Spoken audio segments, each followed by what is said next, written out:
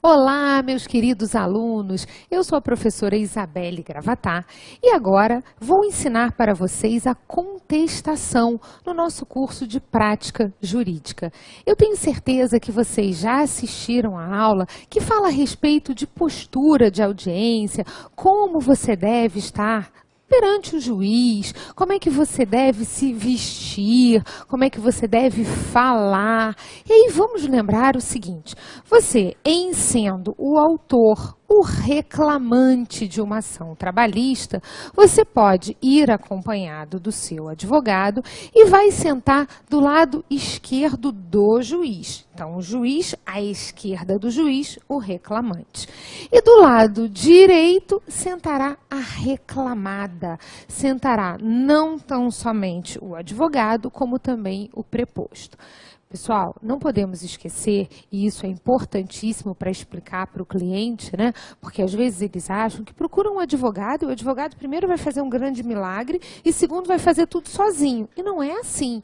O advogado, ele não substitui a parte. O advogado, ele acompanha a parte. Então, a defesa, no processo do trabalho, ela é apresentada na audiência e ela tem que ter a presença do representante da empresa, seja o sócio, o preposto, que é aquele que tem conhecimento dos fatos, via de regra o empregado, exceção micro, pequena empresa, reclamação trabalhista de doméstico. Então a gente tem que lembrar que a presença dessa pessoa é tão importante quanto a do advogado. Aliás, eu acho até mais importante, porque o advogado, ele na audiência em si, ele é um acessório, ele vai preparar com antecedência a defesa, ele vai explicar como vai ser o desenvolvimento da audiência, mas não vai adiantar nada o advogado estar presente, munido de procuração, com a cartinha de preposto e o preposto não comparecer. A presença da própria parte é que vai afastar a chamada revelia, porque a revelia é a falta de defesa. Aí você está pensando assim, poxa, professora Isabelle, mas você acabou de dizer que o advogado vai estar com a defesa, vai estar com procuração, ele não está apto a entregar aquela petição de defesa? Não, a defesa é feita pela parte. O advogado, eu disse a vocês, ele é um acessório. Então, eu não posso imaginar que ele substitui a parte. Ele não serve para estar ali sozinho. Tem que ser esse trabalho conjunto. Então, é muito importante já começar falando isso para o seu cliente. Você avisar que vocês irão sentar à direita do juiz. Lembrar das vestes, né? Que é importante não ir de camiseta, não ir de bermuda, você está indo para um evento que é formal, um evento que há uma certa solenidade, digamos assim, então você não está indo para a praia, que você pode ir mais à vontade, não, você tem que seguir algumas regras, alguns padrões. Lembrar que existe um momento para que cada um fale, a gente não pode chegar na audiência com aquele tumulto em que o seu cliente quer falar, quer atropelar, não, isso não existe, o juiz vai dar a palavra para cada um.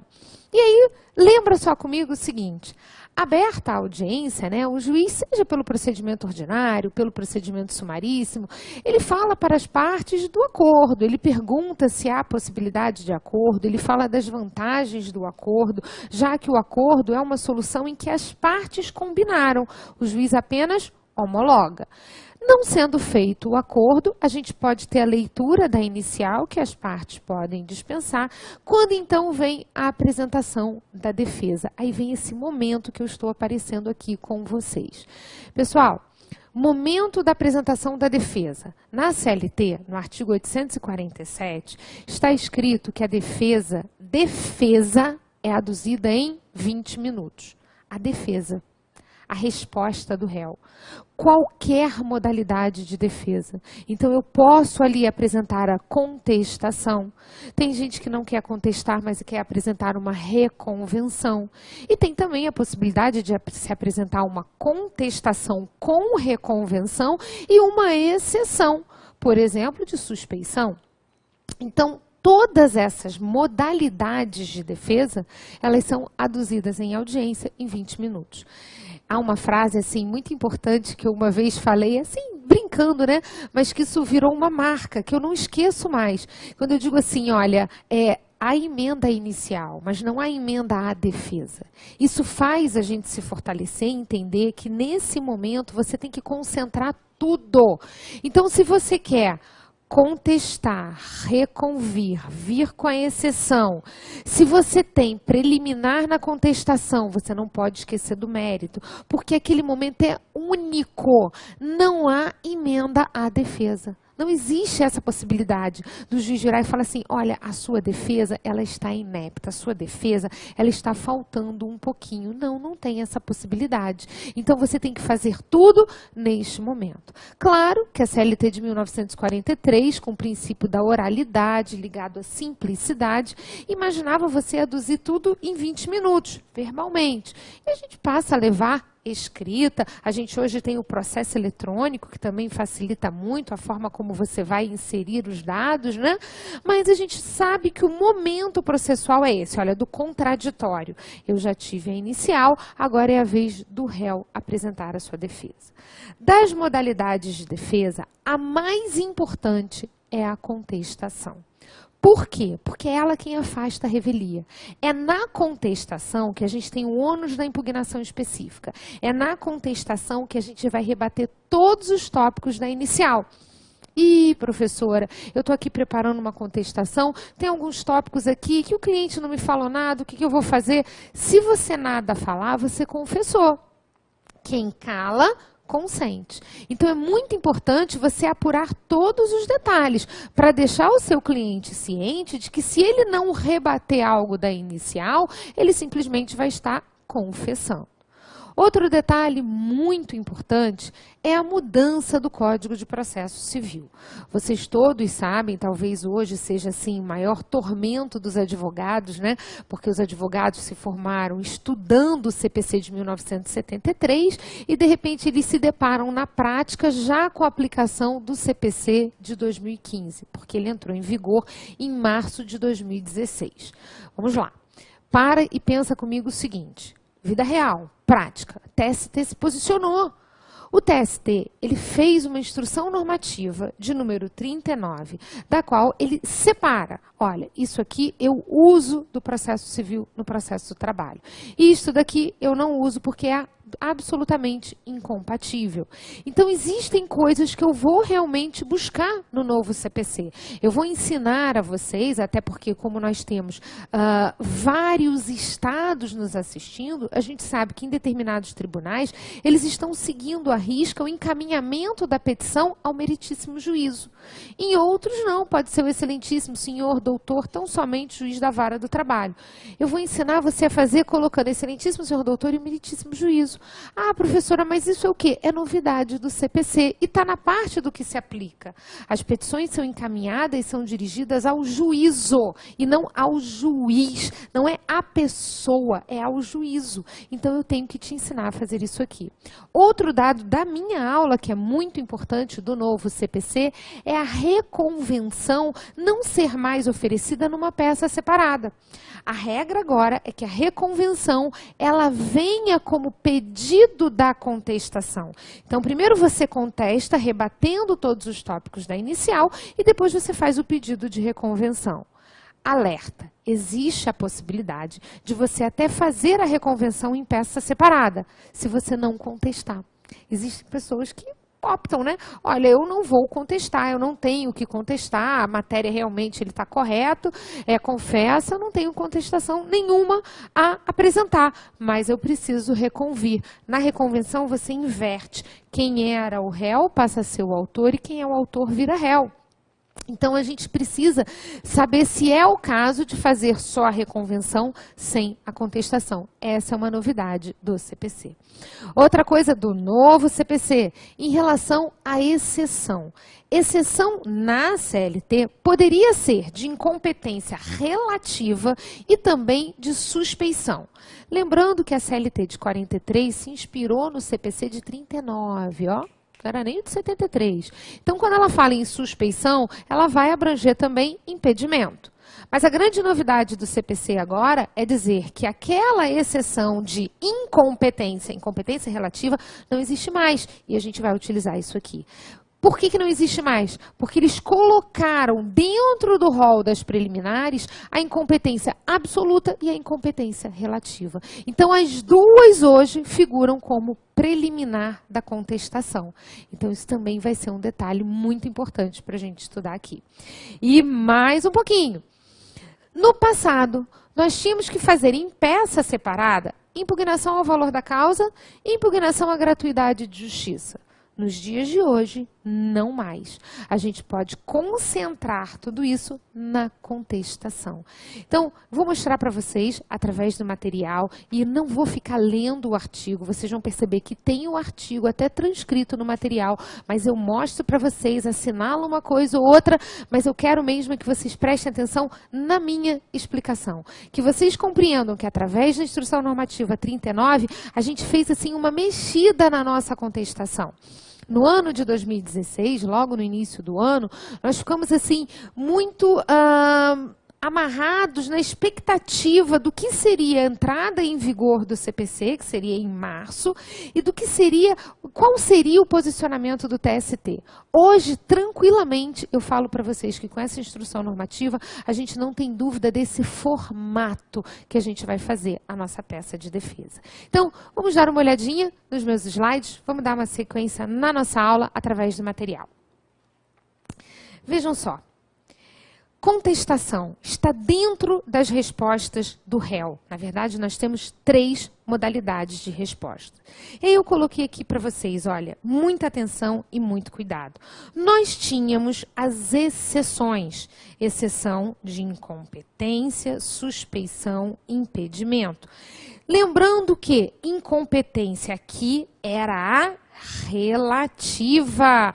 Vou puxar aqui uma setinha só para sinalizar. Era a relativa. Então, quando falávamos de exceção, era a incompetência relativa. Agora, olha como está escrito ali, com o advento do CPC, pode ser arguída como preliminar da contestação.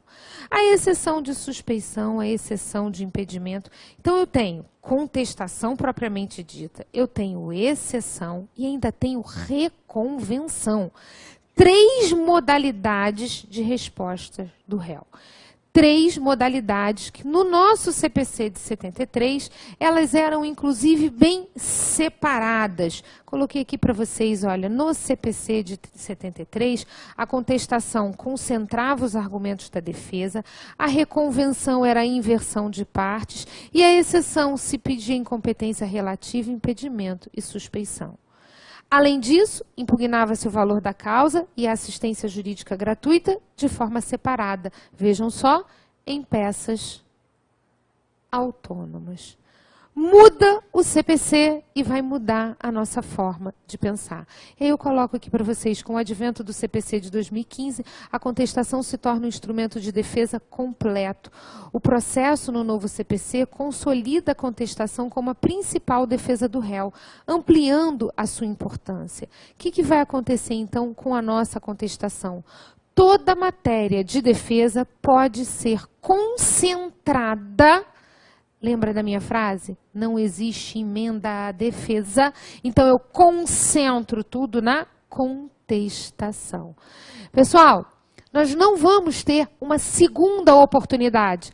Olha, professora, sabe o que é? É que eu quero pedir uma preliminar de inépcia da petição da inicial. Eu não consigo contestar se ele não me diz qual o horário de entrada e qual o horário de saída do trabalho dele. Como é que ele está pedindo horas extras sem me apontar o horário de trabalho dele? E aí o senhor juiz analisa essa preliminar e rejeita. E diz o seguinte, você não precisa que ele aponte isso na inicial, já que você tem mais de 10 empregados, tem controle de frequência e sabe o horário que ele trabalhava. Não acolhe a preliminar. E no mérito? Você contestou o mérito, dizendo que ele nunca trabalhou em horário que justificasse o pagamento de horas extras? Você contestou no mérito, dizendo que quando trabalhou em horário extraordinário recebeu, conforme contra-cheques em anexo? Ah, não. Não contestei o mérito, eu arguí a preliminar. É isso que é fugir à concentração. Eu não tenho duas oportunidades, eu não tenho dois momentos, não existe a emenda à defesa. Se o juiz rejeitar a preliminar, se ele não acolher a preliminar, você não tem como, em outra oportunidade, atacar o mérito. Simplesmente já era. Então, por isso, eu falo para vocês, olha só, a contestação é a mais importante. É a peça que você tem que fazer, rebatendo tópico por tópico da inicial. E tudo, absolutamente tudo, que você arguir em sede de preliminar, você não pode esquecer de contestar no mérito. E se você quiser impugnar valor da causa, gratuidade, e tiver que reconvir, hoje, concentra na contestação, na peça da contestação. Então, lembra, são 3 defesas do réu. Nós temos contestação, exceção e reconvenção. Ainda existe exceção e reconvenção. Reconvenção sozinha, só se não tiver contestação. Exceção, em peça separada, mas não posso esquecer de contestar, se for de suspeição ou de impedimento. E a contestação, ela é tudo. T-U-D-O é a mais importante de todas as peças de defesa. Então, hoje se fala, concentra a defesa na contestação. Então, essa peça é a peça do molho, é a peça rica que você vai rebater aquilo que o reclamante pediu. É a defesa propriamente dita. E ninguém vai se defender assumindo. Você vai se defender de que forma? Como é que você extingue uma obrigação? Pagamento. Como é que você pode extinguir um direito? Negando a existência dele.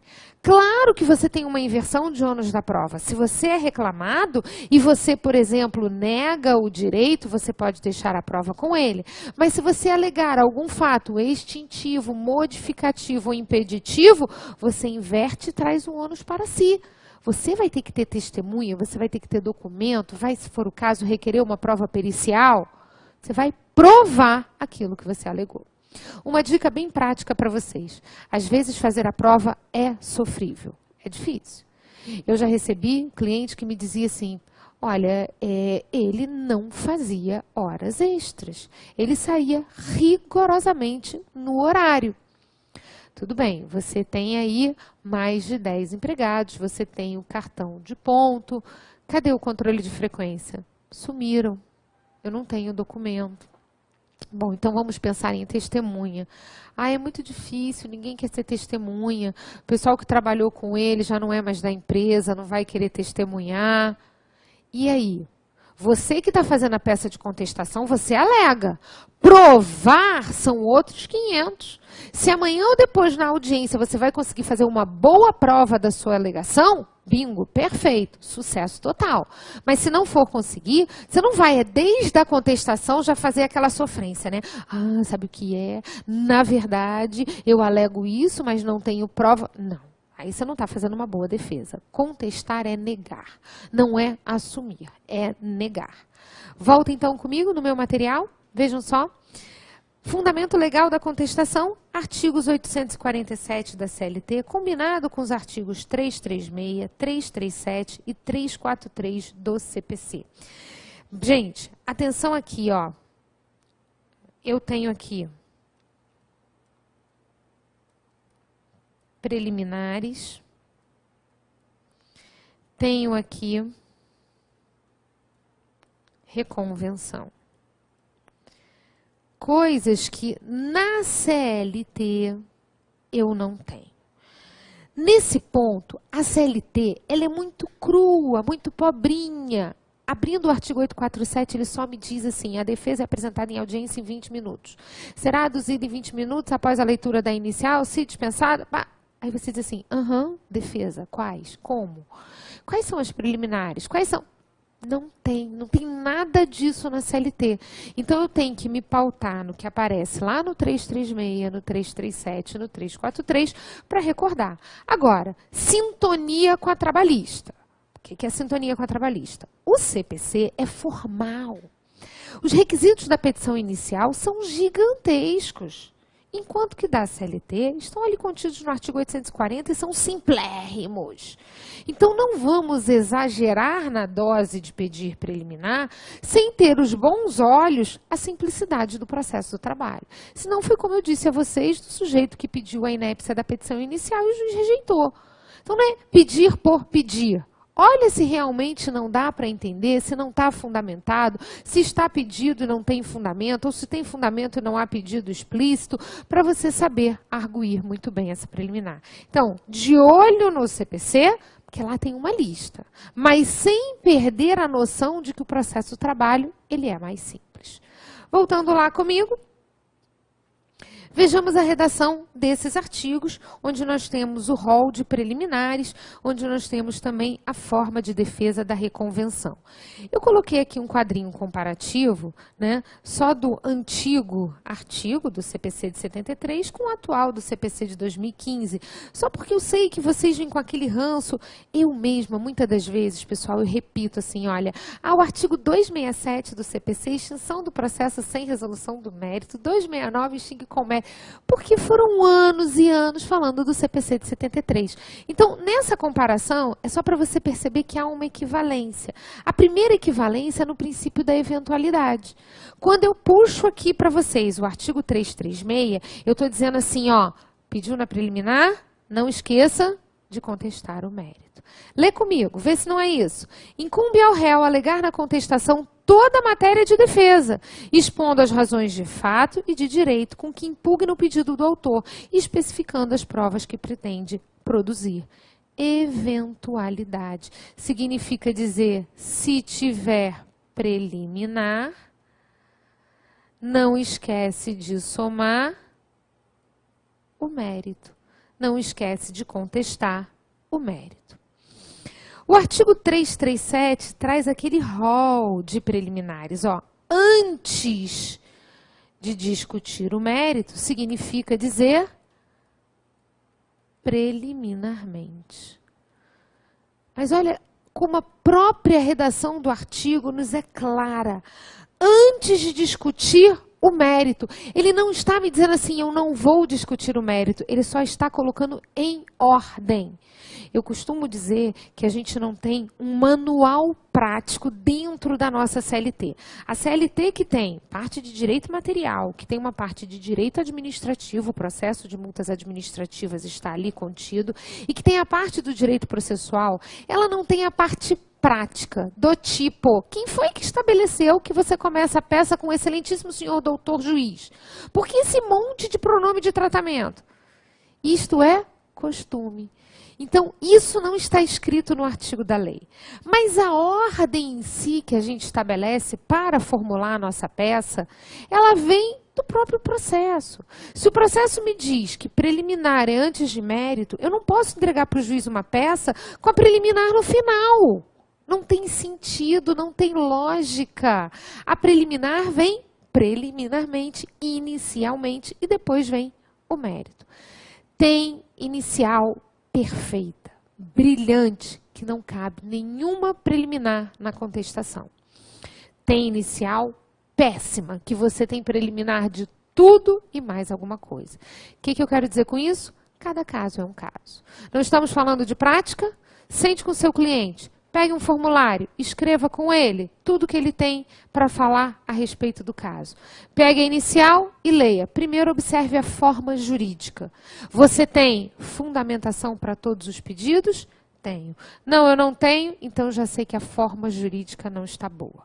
Observe encaminhamento, isso também é jurídico. Você tem que dirigir a petição inicial para o local da prestação de serviços. Artigo 651 da CLT.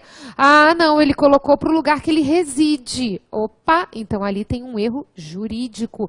Essa técnica é o advogado quem tem, é quem apura. Apesar do ius postulante na CLT, a gente sabe muito bem que esse papo de você acompanhar sozinho, sem advogado, na vida real é muito ruim. São tantas firulas no processo que a gente que passa 5 anos no banco escolar, a gente mal sabe que o leigo. Então, o bom cliente é aquele que percebe a importância do advogado, mas o advogado tem que ser muito fera, ele tem que saber olhar, olha, parte técnica e agora vamos ao molho também. Então, fez a folhinha de entrevista, olhou, vamos ver se é o caso de uma preliminar. Olha comigo no artigo 337. Vejam só, inexistência ou nulidade da citação, incompetência absoluta é relativa. Olha, gente, aqui, pensa comigo. Incompetência absoluta. O juiz absolutamente incompetente é aquele que nem toca, sabe? Você imagina pedir ao juiz do trabalho para fazer o seu divórcio. Parece meio doido. Você vai dizer assim, Isabelle, isso não pode acontecer.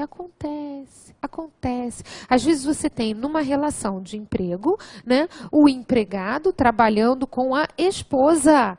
E o empregado é, na verdade, subordinado à dona da empresa, que é a esposa. Olha que interessante. Aí ela vai, demite ele e tal, e eles acabam resolvendo também se separar. Misturam e querem se separar. Aí ele vem na Justiça do Trabalho. Pedir que o juiz do trabalho, já que vai verificar parcelas trabalhistas, que declare também que eles devem estar separados. Isso está escrito na CLT. As regras para a separação, para o divórcio, você encontra na CLT? Não. Então, esse juiz é o quê? Absolutamente incompetente. Ou, senhor juiz, eu gostaria que o senhor prendesse esse patrão por apropriação indébita. Afinal de contas, ele recolheu a previdência, mas ele não repassou para o órgão correto. Ok, mas esse crime, se é que houve, não é no processo do trabalho que é apurado. Então, eu estou pedindo para um juiz absolutamente incompetente. Pensa comigo, absolutamente incompetente é o que não está no artigo 114 da Constituição. Ali, a incompetência é absoluta. Incompetência relativa. Ora, eu trabalho no Rio de Janeiro, mas eu resido em São Paulo. Fui mandada embora do meu emprego e eu resolvi entrar com a reclamação trabalhista lá onde eu moro. Afinal de contas, é mais cômodo, é mais perto, então eu resolvi entrar com a minha reclamação trabalhista. Aonde? Em São Paulo. Na Justiça do Trabalho, numa vara do trabalho, levei ao distribuidor, até porque tem empresa também, essa empresa que eu trabalhei, tem lá em São Paulo. Eles aparecem para se defender. Aquele juiz, ele não é absolutamente incompetente, não é daquilo, ele não sabe nada. Ele é relativamente incompetente, porque o local da prestação de serviços não foi aquele. Então, o que eu vou fazer ali? Vou arguir uma preliminar de incompetência relativa. Recorda comigo, essa parte jurídica é muito importante. A incompetência absoluta pode ser dada de ofício. O próprio juiz olha e fala assim, opa, não posso tocar nisso aqui. Na incompetência relativa, ele não pode dar de ofício. Ela pode, inclusive, se prorrogar. Se ninguém nada falar, aquele juiz é um juiz do trabalho, aquela causa ele irá julgar. Fiquem ligados nessa preliminar. Essa preliminar, quem é aí das antigas, sabe muito bem que pela CLT era exceção de incompetência. Pelo novo CPC, que fazer exceção, fazer outra peça. E eu amei essa mudança do CPC.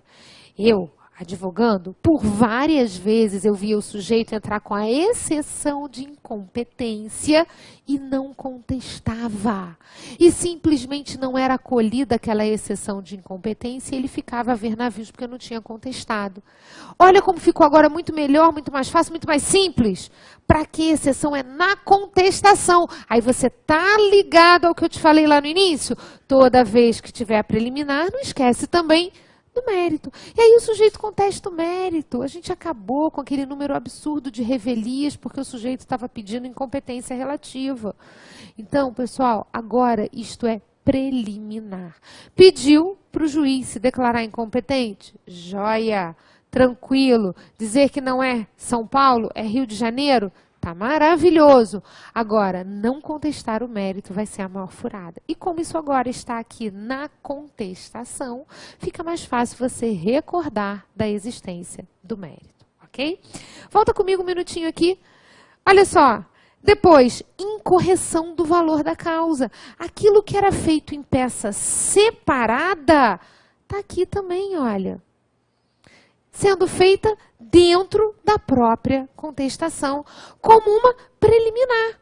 Você tinha uma petição para impugnar o valor da causa. Vixe Maria, você tinha que levar uma coisa daqui, outra dali. Esqueci uma dentro do escritório, uma dentro da pasta.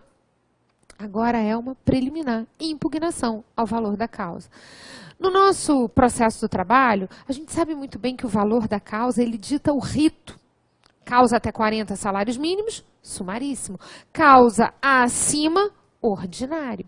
Então, se liga no valor da causa, porque, por exemplo, no sumaríssimo é a soma dos pedidos liquidados. Então, você tem que perceber se aquilo ali está correto ou não, sob pena de impugnar. Senão, você vai ter que fazer a impugnação. Qual outro? Olhem lá. Inépcia da petição inicial. Vou colocar assim, olha.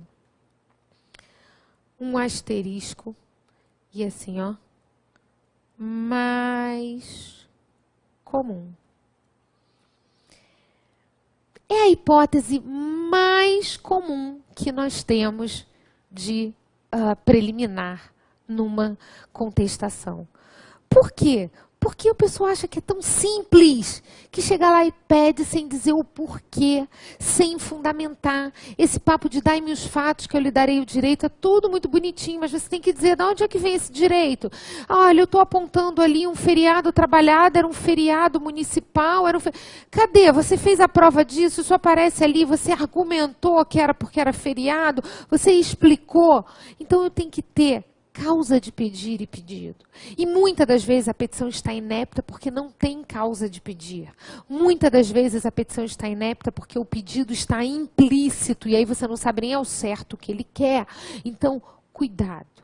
Olha bem, porque se for o caso, você vai pedir a inépcia da inicial. Pediu a inépcia, mas depois diz assim, olha, caso Vossa Excelência não entenda por bem acolher a preliminar suscitada no mérito, aí você ataca o mérito.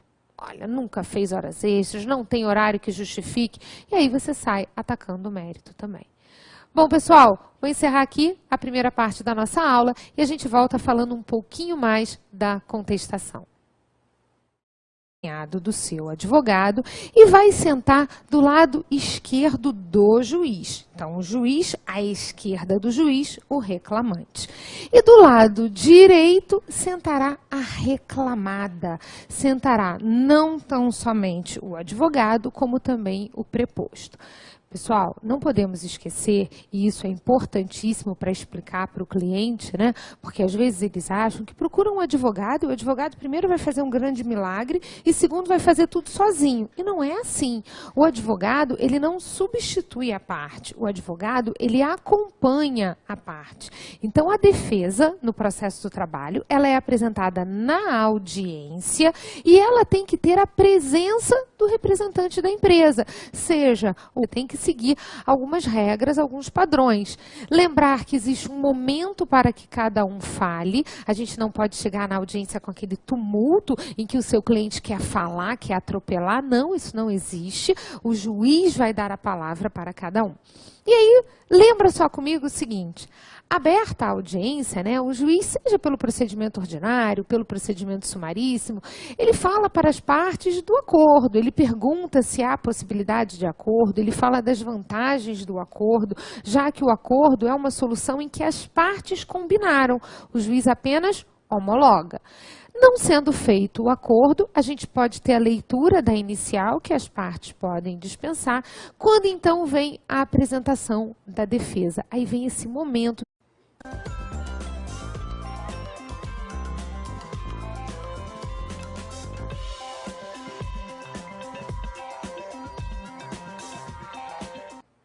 Olá, meus queridos alunos, eu sou a professora Isabelle Gravatá e agora vou ensinar para vocês a contestação no nosso curso de prática jurídica. Eu tenho certeza que vocês já assistiram a aula que fala a respeito de postura de audiência, como você deve estar perante o juiz, como é que você deve se vestir, como é que você deve falar. E aí vamos lembrar o seguinte, você, em sendo o autor, o reclamante de uma ação trabalhista, você pode ir acompanhando a professora Isabelle, mas você acabou de dizer que o advogado vai estar com a defesa, vai estar com procuração, ele não está apto a entregar aquela petição de defesa? Não, a defesa é feita pela parte. O advogado, eu disse a vocês, ele é um acessório. Então, eu não posso imaginar que ele substitui a parte.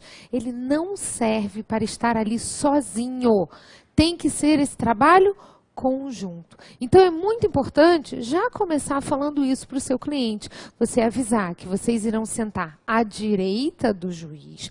Lembrar das vestes, né, que é importante não ir de camiseta, não ir de bermuda, você está indo para um evento que é formal, um evento que há uma certa solenidade, digamos assim, então você não está indo para a praia, que você pode ir mais à vontade, não, você o sócio, o preposto, que é aquele que tem conhecimento dos fatos, via de regra o empregado, exceção, micro ou pequena empresa, reclamação trabalhista de doméstico. Então a gente tem que lembrar que a presença dessa pessoa é tão importante quanto a do advogado.